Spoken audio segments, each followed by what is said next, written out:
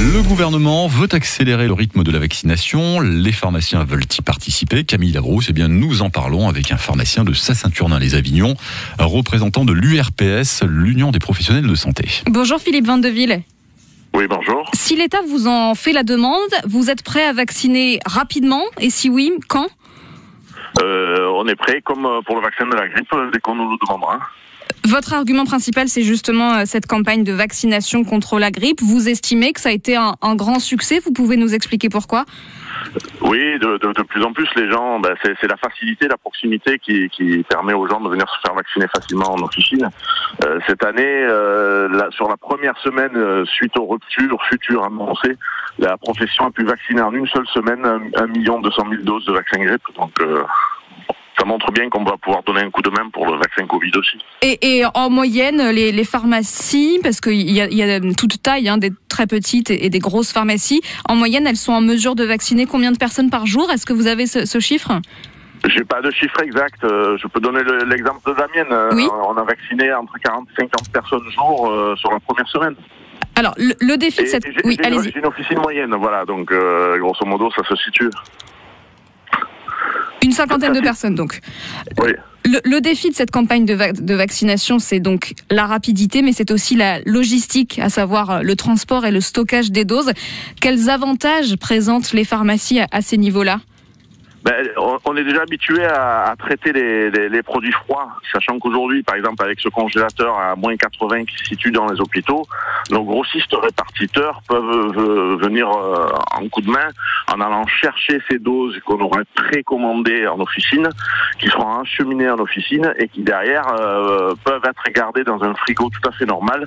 Avec une bonne traçabilité en officine pendant les 5 jours suivants. Donc on aurait 5 jours pour injecter les doses précommandées en livraison, quoi. Il y a aussi un autre aspect à gérer, c'est la prise de rendez-vous pour se faire vacciner contre le Covid. Est-ce que ça, les pharmacies savent gérer également? On saura gérer, oui, parce qu'on a déjà aujourd'hui des prises de rendez-vous pour tout ce qui est bilan de médication et autres entretiens qu'on effectue déjà. Donc on prendra des rendez-vous bien cadencés sur la semaine à venir où il faudra vacciner.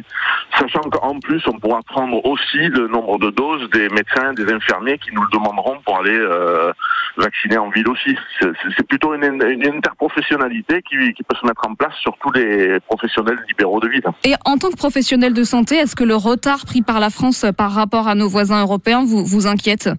Est-ce que vous êtes un peu soucieux?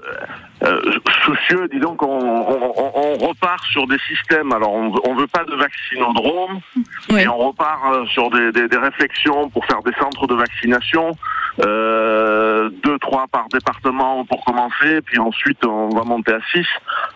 Ça ressemble vachement à ce qui a été fait à l'époque, pendant la crise du H1N1, et on a vu le résultat. Donc, c'est vrai qu'aujourd'hui, on demande aux personnes à risque, aux personnes âgées de rester chez elles pour éviter de se faire contaminer. Et là, on va leur demander de se déplacer dans des centres. C'est quand même quelque chose qui n'est pas très, très logique, quoi. Et est-ce que vous avez l'impression que le gouvernement a compris qu'il fallait accélérer la cadence? L'accélération, oui. La mise en place d'un système plus simple, je ne sais pas. Ça, nous attendrons de voir les annonces du Premier ministre ce soir. Est-ce que vous demandez à être reçu par Olivier Véran, par exemple, le ministre de la Santé, pour bien lui expliquer vos outils? Je pense qu'il est déjà au courant de notre façon de procéder. Il a bien vu le succès de la campagne grippe qu'on a effectuée, nous, les pharmaciens. Ça a permis d'augmenter de presque 10% le taux de vaccination. Donc qu'est-ce qui freine le gouvernement, selon vous? Pourquoi les pharmaciens ne sont pas déjà dans la boucle? J'en ai aucune idée. Je vais être franc avec vous, j'en ai aucune idée. Ça vous laisse perplexe? On cherche à faire quelque chose de compliqué là où ça pourrait être très simple et faire confiance aux acteurs de ville, les médecins, infirmiers, sages-femmes et pharmaciens. Ça aurait été quand même beaucoup plus simple à appliquer, sachant que la logistique, le réseau pharmaceutique l'a déjà, avec, comme ce que je vous ai dit tout à l'heure, nos grossistes répartiteurs et nos frigos normés avec une traçabilité.